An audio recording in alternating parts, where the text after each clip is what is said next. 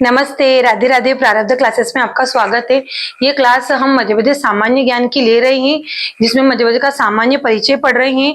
जो मध्य प्रदेश में होने वाली समस्त भर्ती परीक्षाएं, जैसे एमपीपीएससी से लेकर पटवारी और एमपीएसआई, कांस्टेबल, ग्रुप 2, सब ग्रुप 4, आईटीआई, टीओ और जो बिजली विभाग की भी भर्तियां चल रही है, उनमें सभी में जो मैं एमपीजे के आपको पढ़ा रही हूँ वो सभी प्रतियोगी परीक्षाओं में आएगा। क्योंकि मध्य प्रदेश की जितनी भी भर्ती परीक्षाएं होती है उनमें एमपी का जीके का वेटेज अच्छा खासा रहता है। और जो मैं आपको सामान्य ज्ञान यहाँ पे पढ़ा रही हूँ वो मध्य प्रदेश की जितनी भी बुक मार्केट में उपलब्ध है उन सबका निचोड़ में आपको यहाँ पर पढ़ा रही हूँ। और मैं आपको वही पॉइंट पढ़ा रही हूँ यहाँ पे जो आपकी परीक्षा में आएंगे।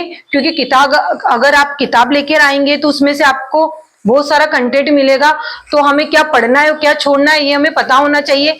पढ़ना क्या है ये तो सब बताते, पर क्या छोड़ना है वो कोई नहीं बताता है। इसलिए बुक में बहुत सारी फालतू की चीजें भी दी हुई रहती है जो परीक्षा में कभी पूछी नहीं जाती है। इसलिए हमें वो फालतू की चीजें पढ़ने से बचना है। और जो मैं आपको कंटेंट पढ़ा रही हूँ ये आपके लिए सफिशिएंट है, इससे बाहर आपके क्वेश्चन नहीं जाएंगे। और मैं जो पढ़ाऊंगी आपको क्लास में याद हो जाएगा। मेरा एक ही उद्देश्य है कि ये जो क्लास ले रहा है ये उस बच्चे के लिए भी है जो मध्य प्रदेश सामान्य ज्ञान जिसने कभी पढ़ा ही नहीं हो। वो बच्चा भी अगर मेरी क्लास से पढ़े तो सीख के जाए और उसे मध्य प्रदेश के बारे में जानकारी हो। क्योंकि जो मध्य प्रदेश का जो बच्चा है उसे मध्य प्रदेश के सामान्य ज्ञान के बारे में जानकारी होनी ही चाहिए, भले वो किसी परीक्षा की तैयारी कर रहा हो या ना कर रहा हो। क्योंकि हम विद्यार्थी हैं और हम जिस प्रदेश में रह रहे हैं उसकी जानकारी होना हमारा फर्ज है। तो मैंने जो क्लास 1 में आपको मध्य प्रदेश की सामान्य जानकारी बताई थी कि मध्य प्रदेश की स्थापना कब हुई, 1 नवंबर 1956 को। उसके बाद मैंने मध्य प्रदेश के अन्य नाम बताए थे आपको। मध्य प्रदेश नाम किसने दिया? हमारे देश के प्रथम प्रधानमंत्री पंडित जवाहरलाल नेहरू ने मध्य प्रदेश का नाम दिया था। मध्य प्रदेश का क्षेत्रफल कितना है, वो भारत के क्षेत्रफल का कितना प्रतिशत है, ये सब डिटेल में मैंने आपको क्लास 1 में बता दिया है कि हमारा मध्य प्रदेश किन किन राज्यों से सीमा छूती है। मध्य प्रदेश का उत्तरी जिला कौन सा है, पूर्वी जिला कौन सा है, पश्चिमी कौन सा है, दक्षिणी जिला कौन सा है। तो आप पहले वो क्लास से ले तो आपको आज समझ में आएगा। उसके बाद हमने कल की क्लास थी उसमें मध्य प्रदेश के राज्य की प्रतीक चिन्ह पढ़े थे। मैंने आपको बताया था कि मध्य प्रदेश का राजकीय पक्षी कौन सा है, राजकीय पुष्प कौन सा है, राजकीय पशु कौन सा है, राजकीय खेल कौन सा है, ये सब मैंने आपको पढ़ाया था। तो मध्य प्रदेश का राजकीय खेल कौन सा है? मलखम, जिसे 2013 में मलखम घोषित किया गया था। और मलखम के क्षेत्र में पुरस्कार दिया जाता है प्रभाष जोशी पुरस्कार। उसके बाद राजकीय वृक्ष क्या है? बरगद है। राजकीय हमारा खेल मलखम, ये बता दिया था मैंने। उसके बाद मध्य प्रदेश की जितनी भी सामान्य जानकारी थी हम पार्ट 1 और पार्ट 2 में मैंने आपको पढ़ा दिए, तो आप वो दोनों क्लास से ले। उसके बाद हम आप आगे मध्य प्रदेश के भौगोलिक विस्तार के बारे में डिटेल से पढ़ते हैं। ये हमारे मध्य प्रदेश का नक्शा है। पहले तो हमें याद होना चाहिए कि हमारा मध्य प्रदेश कैसा दिखता है। बहुत सारों को यही नहीं याद है कि नक्शा मध्य प्रदेश का है। तो हमारे मध्य प्रदेश का नक्शा है जो भारत के बीच में हमारा मध्य प्रदेश स्थित है। पूरा भारत का नक्शा है, उसके बीच में छोटा सा हमारा मध्य प्रदेश है। तो आप कभी भारत के नक्शे को देखो तो आप देखना वहां पे मध्य प्रदेश का नक्शा आपको ऐसा कैसा दिखाई देगा। उसके बाद हम देखते हैं कि भारत मध्य प्रदेश का अक्षांशीय विस्तार 21 डिग्री 6 मिनट से 26 डिग्री 30 मिनट उत्तरी अक्षांश तक। अब कैसे कि उत्तरी अक्षांश तक तो ये है 21 डिग्री, यहाँ से 21 डिग्री 6 मिनट से 26 डिग्री 31 मिनट तक। ये यहाँ से 21 डिग्री 6 मिनट से इधर 26 डिग्री 30 मिनट तक उत्तरी अक्षांश। क्या है ये? उत्तरी अक्षांश, उत्तरी अक्षांश है। उसके बाद ये देशांतरी विस्तार दे रखा है कि देशांतरी विस्तार कितना है मध्य प्रदेश का? 74 डिग्री 9 मिनट से 82 डिग्री 48 मिनट। पूर्वी देशांतर, तो पूर्वी देशांतर कैसे? इधर हम लिखेंगे 74 डिग्री 9 मिनट से इधर 82 डिग्री 48 मिनट पूर्वी देशांतर। ये हमारी मध्य प्रदेश का अक्षांशीय विस्तार है और देशांतरी विस्तार है। ये जब हमारे मध्य प्रदेश की ज्योग्राफी हम पढ़ेंगे तब ये मैं आपको डिटेल में पढ़ाऊंगी कि देशांतरी विस्तार कैसे होता है, अक्षांशीय विस्तार कैसे होता है। तो बस हमें याद रखना है क्योंकि परीक्षा में पूछा जाता है कि मध्य प्रदेश का अक्षांशीय विस्तार क्या है। 26 डिग्री 6 मिनट 21 डिग्री 6 मिनट से 26 डिग्री 30 मिनट तक उत्तरी अक्षांश है और देशांतरी विस्तार है 74 डिग्री 6 मिनट से 82 डिग्री 48 मिनट तक पूर्वी देशांतर है।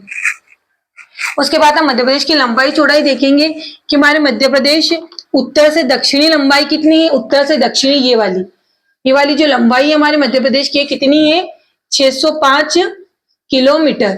और आपसे पूछी जाएगी कि मध्य प्रदेश की पूर्व से पश्चिमी लंबाई, यानी कि पूर्व इधर से जो पश्चिमी लंबाई हमारे मध्य प्रदेश की कितनी है 870 किलोमीटर। हमारा मध्य प्रदेश कैसे याद रखेंगे हम इसे, हमारे मध्य प्रदेश की चौड़ाई ज्यादा है तो जो ज्यादा वाली संख्या 870 यानी कि चौड़ाई ज्यादा है तो मध्य प्रदेश चौड़ाई में ज्यादा है 870 किलोमीटर। और मध्य प्रदेश की लंबाई कम है, मध्य प्रदेश की लंबाई कितनी है 605 किलोमीटर। तो हमें याद रखनी मध्य प्रदेश की लंबाई 605 किलोमीटर है और चौड़ाई कितनी है 807 किलोमीटर। और कैसे याद रखेंगे 6 और 5 साथ साथ में आता है और 8 और 7 5 साथ साथ में आता है तो हम इसे याद रख लेंगे कि 6 और 5 साथ में आता है तो 605 किलोमीटर, 8 7 साथ में आता है तो 870 किलोमीटर। अब ये चौड़ाई कम होती है इसलिए चौड़ाई की लंबाई कम है, मतलब चौड़ाई की संख्या ज्यादा है कम है और ये लंबाई कम है इसलिए ये भी कम है और चौड़ाई ज्यादा है तो ये भी ज्यादा है। तो हम इसे याद रख लेंगे, हमें कंफ्यूजन नहीं होना है। और ये संख्या में याद करनी होगी, मतलब ट्रिक से रखो कैसे भी करके हमें याद रखनी है। 6 और 5 साथ साथ में आता है और संख्या भी कम होती है तो मध्य प्रदेश की लंबाई कम है 605 किलोमीटर और चौड़ाई ज्यादा होती है तो 870 किलोमीटर मध्य प्रदेश की चौड़ाई है। उसके बाद आपसे पूछा जाए कि मध्य प्रदेश की पूर्वी से पश्चिमी तक का मिनट में अंतर है कितने मिनट का अंतर है 32 मिनट का। तो मध्य प्रदेश में पूर्व से पश्चिम तक 32 मिनट का अंतर है। अब ये अंतर कैसे, मध्य प्रदेश का पूर्वी जिला मैंने आपको क्या बताया था सिंगरौली और पश्चिमी जिला क्या था मध्य प्रदेश का अलीराजपुर। ये हमें याद होने चाहिए। तो मिनट में अंतर कैसे, ये पूर्व है तो सबसे पहले सूर्य उदय यही होगा और सबसे बाद में सूर्य उदय इधर होगा तो इसके सूर्य उदय में और इसके सूर्य उदय में लगभग 32 मिनट का अंतर है। कितने मिनट का अंतर है 32 मिनट का, यानी सिंगरौली में 32 मिनट पहले सूर्य उदय होगा और अलीराजपुर में 32 मिनट के बाद सूर्य उदय होगा। उसके बाद यहाँ पर भारत की मानक समय रेखा 82 डिग्री 31 कितनी है 82 डिग्री 31 मिनट। अब मानक समय रेखा क्या होती है जिससे भारत का समय निर्धारित किया जाता है। तो हमारे भारत की मानक समय रेखा है 82 डिग्री 31 मिनट, एकमात्र सिंगरौली जिले से होकर गुजरती है। तो भारत की मानक समय रेखा मध्य प्रदेश के किस जिले से होकर सिंगरौली, सिंगरौली यहाँ है तो ये यहाँ से होकर गुजरती है 82 डिग्री 31 मिनट। 82 डिग्री 31 मिनट हमारी मानक समय रेखा है।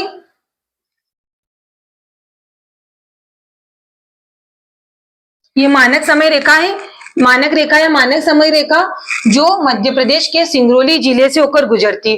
तो आपसे पूछा जाए कि मध्य प्रदेश का ऐसा कौन सा एकमात्र जिला है जहां से भारत की मानक समय रेखा होकर गुजरती है, तो मध्य प्रदेश का सिंगरौली एकमात्र जिला है जहां से भारत की मानक समय रेखा होकर गुजरती है।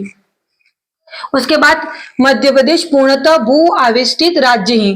भू आवेष्टित राज्य कैसे, यानी कि मध्य प्रदेश चारों तरफ से भूमि से ढका हुआ है, मध्य प्रदेश बीच में है और मध्य प्रदेश को चारों तरफ से 5 राज्यों ने घेर रखा है।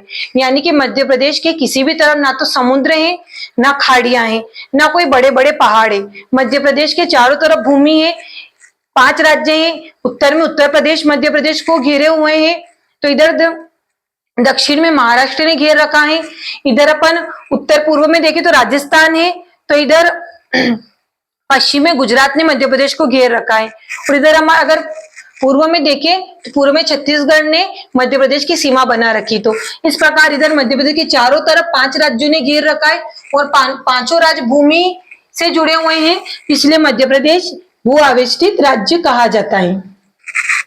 फिर मध्य प्रदेश का ढलान उत्तरमुखी है। अब उत्तरमुखी कैसे, उत्तर ऊपर की तरफ है तो मध्य प्रदेश का जो ढलान है वो ऐसे है। तो मध्य प्रदेश की जो नदियां है ना वो उत्तर की तरफ ही बहती है, क्योंकि अपन पानी का हमने देखा होगा कि जब हम घर में या कभी फर्श पे पानी डुलता है तो जिधर ढलान होता है पानी का रिसाव भी उधर ही होता है। कभी आप पानी डोलोगे तो पानी जिधर नीचे होगा पानी का रिसाव भी उधर ही जाएगा। तो इसी प्रकार मध्य प्रदेश का ढलान भी उत्तर की तरफ है, तो मध्य प्रदेश की जो नदियां हैं जो दक्षिण से निकलती है, वो जितनी भी नदियां प्रवाहित होती है वो सब उत्तर की तरफ जाती हैं, क्योंकि उत्तर की तरफ ढलान नीचा है ना, उत्तरमुखी ढलान, तो बेसिक है कि नदियों का पानी भी नीचे की तरफ ही प्रवाहित होगा, इसलिए मध्य प्रदेश का ढलान उत्तरमुखी है। अब कर्क रेखा मध्य प्रदेश के मध्य से 14 जिले से होकर गुजरती है। अब कर्क रेखा मध्य प्रदेश के से मध्य से होकर गुजर रही है, और मध्य से होकर गुजर रही तो मध्य प्रदेश को स्वाभाविक है कि दो भागों में विभाजित कर रही होगी। तो आज पूछा जाए कि कर्क रेखा मध्य प्रदेश को कितने भागों में विभाजित करती है, कर्क रेखा मध्य प्रदेश को दो भागों में विभाजित करती है, और यह मध्य प्रदेश के 14 जिले से होकर गुजरती है। कर्क रेखा मध्य प्रदेश के 14 जिले से होकर गुजरती है। फिर कौन कौन से 14 जिले, हमें 14 जिलों का नाम होना जरूरी, क्योंकि एमपीपीएससी में पूछा गया था। वहां पर 4 ऑप्शन थे कि कर्क रेखा मध्य प्रदेश के कौन से जिले से होकर नहीं गुजरती है। तो जो 3 जिले थे उनका नाम तो इन 14 ही में से दिया गया था, और एक नाम अलग था, तो हमें याद रखना है 14 जिलों के नाम। तो पहला जिला क्या है, रतलाम, दूसरा है उज्जैन, तीसरा है आगरमालवा, चौथा है राजगढ़, पांचवा है सीहोर, छठा है भोपाल, सातवां है विदिशा, आठवां है रायसेन, नौवां है सागर, 10वां है दमोह, 11वां है कटनी, 12वां है जबलपुर, 13वां है उमरिया और 14वां है शहडोल। एक बार मैं दोहराती हूँ और आपको ऐसे ही नोट करना है। रतलाम, उज्जैन, आगरमालवा, राजगढ़, सीहोर, भोपाल, विदिशा, रायसेन, सागर, दमोह, कटनी, जबलपुर, उमरिया और शहडोल। इस प्रकार इन 14 जिले से होकर हमारे मध्य प्रदेश की कर्क रेखा गुजरती है। तो मध्य प्रदेश में कर्क रेखा मध्य से होकर गुजरती है, वैसे मध्य प्रदेश का नाम ही मध्य प्रदेश है, तो मध्य से होकर गुजरती है। ये मध्य प्रदेश को दो भागों में विभाजित करती है, और ये मध्य प्रदेश के 14 जिलों से होकर गुजरती है, और ये 14 जिले मध्य प्रदेश के से मध्य में स्थित है। तो कौन कौन से, रतलाम, उज्जैन, आगरमालवा, राजगढ़, सीहोर, भोपाल, विदिशा, रायसेन, सागर, दमोह, कटनी, जबलपुर, उमरिया और शहडोल। अब आपके प्रश्न आया कि कर्क रेखा मध्य प्रदेश के किस राज्य से होकर नहीं गुजरती है, तो हमें हमेशा प्रश्न पढ़ने से पहले नहीं का ध्यान रखना है, क्योंकि हमें अधिकतर हम हड़बड़ी में नहीं पढ़ते, और हम पढ़ लेंगे, एक तो समय का अभाव रहता है और एग्जाम का प्रेशर रहता है, तो विद्यार्थी क्या करते हैं कि पढ़ लेंगे कर्क रेखा मध्य प्रदेश के कहां से होकर गुजरती है। उसे याद है कि उज्जैन से, तो वहां ऑप्शन में उज्जैन दिया हुआ था, रतलाम दिया था, उज्जैन, आगरमालवा और एक ऑप्शन दे दिया मंदसौर, कि कर्क रेखा किस जिले से होकर नहीं गुजरती है। तो विद्यार्थी ने हड़बड़ी में लगा दिया, नहीं पढ़ा ही नहीं किस जिले से होकर गुजरती है, उसे इनमें से एक का नाम याद था तो उसने लगा दिया कि उज्जैन से होकर गुजरती है। और बाहर आके उसे पता चला कि अरे नहीं, तो मैंने पढ़ा ही नहीं, तो हमें हड़बड़ी नहीं करनी और हमें याद रखना है कि क्वेश्चन में क्या लिखा है। तो 3 ऑप्शन आपके आएंगे, और रतलाम, उज्जैन, आगरमालवा, और एक अगर दूसरा ऑप्शन दे दिया इन 4 में से कि मंदसौर, तो हमें देखना है कि नहीं दिया है तो मंदसौर से होकर नहीं गुजरती है। ऐसे किसी भी जिले का वहां पर नाम दे दिया जाएगा। 14 के अलावा मध्य प्रदेश के 55 जिले, 55 जिले में से 14 से होकर गुजरती है, जो बाकी बचे जिले उनसे नहीं गुजरती है। तो हमने आज मध्य प्रदेश का भौगोलिक विस्तार देख लिया। मध्य प्रदेश का अक्षांशीय विस्तार क्या है, क्या अक्षांशीय विस्तार 21 डिग्री 6 मिनट से 26 डिग्री 31 मिनट उत्तरी अक्षांश ऐसे। और देशांतरी विस्तार क्या है, देशांतरी विस्तार है, ये देशांतरी विस्तार है 74 डिग्री 9 मिनट से 82 डिग्री 48 मिनट पूर्वी देशांतर तक। अब मध्य प्रदेश की लंबाई क्या है, मध्य प्रदेश पूर्व से पश्चिम तक 870 किलोमीटर लंबा है, क्योंकि मध्य प्रदेश की चौड़ाई ज्यादा है और इधर की ये लंबाई कम, इधर लंबाई ज्यादा और चौड़ाई कम है। तो मध्य प्रदेश की लंबाई है 605 किलोमीटर। कितनी है, पूर्व से ये उत्तर से दक्षिण तक तो 605 किलोमीटर है, और पूर्व से पश्चिम तक है 870 किलोमीटर। हमें याद रखना है कि मध्य प्रदेश पूर्व से पश्चिम तक 870 किलोमीटर लंबा है और उत्तर से दक्षिण तक 605 किलोमीटर लंबा है। यानी मध्य प्रदेश की चौड़ाई कम है, ऊंचाई कम है और चौड़ाई ज्यादा है। अब मध्य प्रदेश पूर्व से पश्चिम तक 32 मिनट का अंतर आता है। मैंने बस समझा दिया आपको कि सिंगरौली जिले में सूर्योदय पहले होगा और इधर बाद में होगा, क्योंकि पूर्व इधर है तो सूर्योदय इधर ही होगा। तो यहाँ से सूर्य को इधर आते आते 32 मिनट का समय लग जाता है। तो पूछा जाएगा कि मध्य प्रदेश में पूर्व से पश्चिम तक कितने समय का अंतर रहता है? 32 मिनट का अंतर रहता है। फिर मध्य प्रदेश की मानक समय रेखा मध्य प्रदेश के एकमात्र किस जिले से होकर गुजरती है? एकमात्र मध्य प्रदेश का पूर्वी जिला सिंगरौली, जो मध्य प्रदेश की ऊर्जा राजधानी भी है, यहीं से होकर गुजरता है। फिर मध्य प्रदेश पूर्णतः भू आवेष्टित राज्य है, क्योंकि ये चारों तरफ से अन्य 5 राज्यों से घिरा हुआ है। ना तो इसके कहीं नदी है, ना कहीं समुद्र है, चारों तरफ पानी नहीं है, ना पहाड़ है, ना पर्वत है, ना खाड़ी है, इसलिए ये चारों तरफ से भूमि से ढका हुआ है। मध्य प्रदेश का ढलान उत्तरमुखी है, क्योंकि इधर से ऊपर है, जो दक्षिणी सिरा इसका ऊंचा है, उत्तरी ढलान नीचा, इसलिए इसे उत्तरमुखी कहा जाता है। फिर कर्क रेखा मध्य प्रदेश के मध्य से होकर गुजरती है, जो मध्य प्रदेश के 14 जिले, कर्क रेखा मध्य प्रदेश के मध्य से होकर 14 जिलों से गुजरती है। रतलाम, उज्जैन, आगरमालवा, राजगढ़, सीहोर, भोपाल, विदिशा, रायसेन, सागर, दमोह, कटनी, जबलपुर, उमरिया और शहडोल। मैंने बहुत कम समय में आपको बहुत कुछ चीजें क्लास में समझा दी है, तो आपको इस क्लास को डिटेल से ले। मैं ज्यादा बड़ी क्लास इसलिए नहीं बनाती हूँ, क्योंकि ज्यादा बड़ी क्लास में फालतू का कंटेंट पढ़ाने से कोई मतलब नहीं है। मैं आपको वही सटीक चीजें पढ़ाऊंगी जिसके क्वेश्चन आपकी परीक्षा में बनेंगे। तो अभी आबकारी आरक्षक का भी बच्चों की, विद्यार्थियों की परीक्षा चल रही है। अभी मध्य प्रदेश पुलिस कांस्टेबल की भी एग्जाम आने वाली है।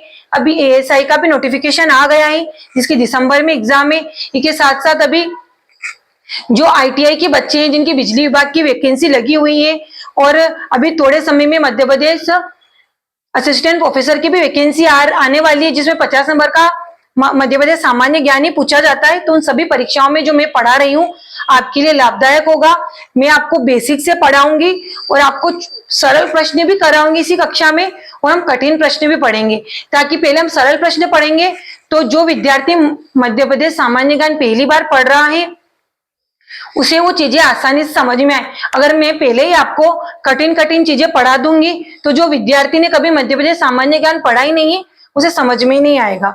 इसलिए मैं सभी को साथ में लेके चलती हूँ, क्योंकि मेरा एक ही ध्येय है, सबका साथ सबका विकास। सब बच्चे विद्यार्थी अच्छे से पढ़े, मन लगा के पढ़े। मेरी क्लास कैसे लगी आपको, आप कमेंट बॉक्स में कमेंट करना, और वीडियो को लाइक करना, शेयर करना, चैनल को सब्सक्राइब करना। और जो विद्यार्थी के पास ये कक्षा नहीं पहुंची, जो विद्यार्थी तैयारी कर रहे हैं, आप अपने साथियों को कक्षा के बारे में बताइए। धन्यवाद, राधे राधे। अब मैं अलग हट रही हूँ, आप आराम से इसको नोट कर लें।